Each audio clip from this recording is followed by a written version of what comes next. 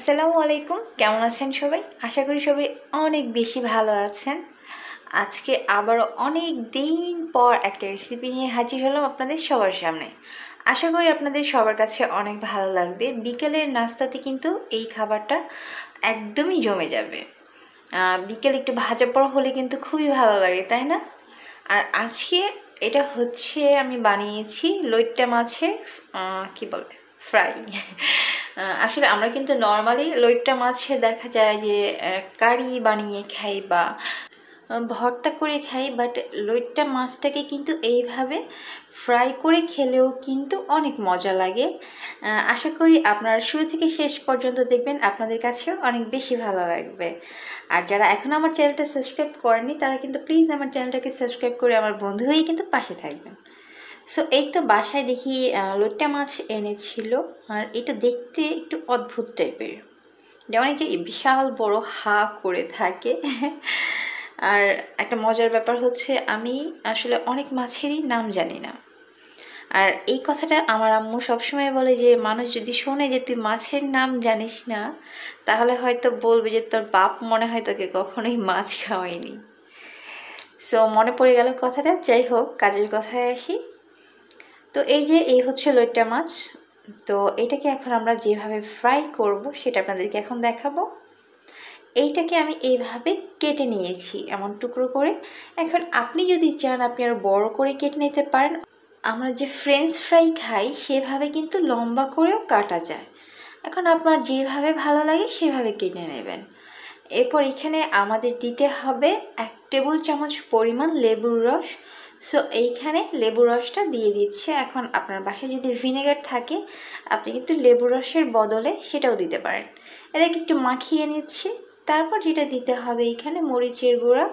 একটু স্পাইসি হলে এটা বেশি ভালো লাগে খেতে, বাট আপনি যদি ঝাল কম পছন্দ করেন সো ঝালটা কম করে দিবেন, বাট আমার মতে এটা বেশি ঝাল হলেই ভালো লাগে। সো এইখানে আমি এখন প্রায় 1 চামচের মতো সয়া সস ইউজ করছি। আর দিব এইখানে আমি বারবিকিউ সস 1 টেবিল চামচের মতো। বারবিকিউ সসটা দিলে আসলে এটা হয় কি ভালো লাগে, একটা কি বলে বারবিকিউ ভাব আসে। সো এখন এটাকে ভালো মতো মিক্স করে নিলাম। আর সরি, এখানে আমি লবণ দিয়েছিলাম, সেটা হয়তো স্কিপ হয়ে গিয়েছে। আর এইখানে আমি দিয়েছি বেসন প্রায় 1/2 কাপের মতো। এখন এগুলোকে ভালো মতো মিক্স করে নিচ্ছি। আর আমার এই যে আজকের এই ভিডিওটা কিন্তু আমাকে দুজন হেল্প করেছে। একটা ছিল আমার ভাতিজা আর আমার আন্টি। আমি ভিডিও করছিলাম অবশ্য। সো এগুলা সবগুলো ভালো মতো মাখিয়ে নিয়েছি।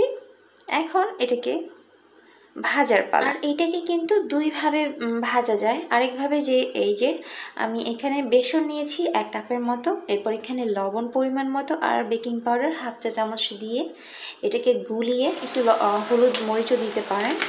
তারপর এটাকে পানি দিয়ে কিন্তু একটা ব্যাটার বানিয়ে নেবেন, পাতলা টাইপের, বেশি পাতলাও না, একটু ঘন টাইপেরই আসলে। তারপর ওই যে আমরা যে বেগুনি আলুর চপ ভাজি ঠিক সেইভাবে কিন্তু বানানো যায়।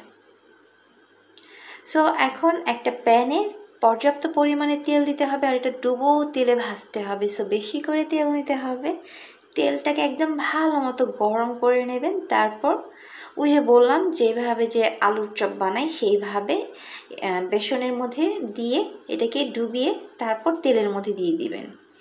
আর এটা কিন্তু ভাজতে হবে একদম লো আঁচে, কারণ এটা আপনি যদি একটু টাইম নিয়ে না ভাজেন তাহলে হবে কি মাছটার ভিতরে কাঁচা কাঁচা লাগবে আর খেতে ভালো লাগবে না। আপনাকে এটা মিনিমাম 20 মিনিটের মতো ভাজতে হবে একদম হালকা আঁচে। আর ফার্স্টে যে আমরা মাছের মধ্যে যে বেসনটা দিয়ে দিয়েছিলাম সেভাবেও কিন্তু ভাজতে পারেন। ওইটা ওইভাবে খেতেও ভালো লাগে, এইভাবে খেতেও ভালো লাগে। আর এই তো খুব সহজেই কিন্তু হয়ে গেল আমাদের বারবিকিউ লইট্টা মাছের ফ্রাই। বারবিকিউ নাম কেন দিলাম, কারণ ওই যে বারবিকিউ সসটা যে ইউজ করেছি সেই জন্যে। আপনাদের কাছে কেমন লেগেছে আমার আজকের এই রেসিপিটা অবশ্যই কিন্তু আমাকে কমেন্টসে জানাবেন। আর যদি ভালো লেগে থাকে তাহলে কিন্তু লাইক কমেন্ট শেয়ার করতে একদমই ভুলবেন না। আজকে এই পর্যন্তই, আবার নতুন কোনো রেসিপি নিয়ে দেখা হবে আপনাদের সবার সাথে। সেই পর্যন্ত সবাই ভালো থাকবেন, সুস্থ থাকবেন। সবার জন্য রইল অনেক অনেক দোয়া আর ভালোবাসা। আমার আর আমার ফ্যামিলির জন্য কিন্তু সবাই দোয়া করবেন। আল্লাহ হাফেজ।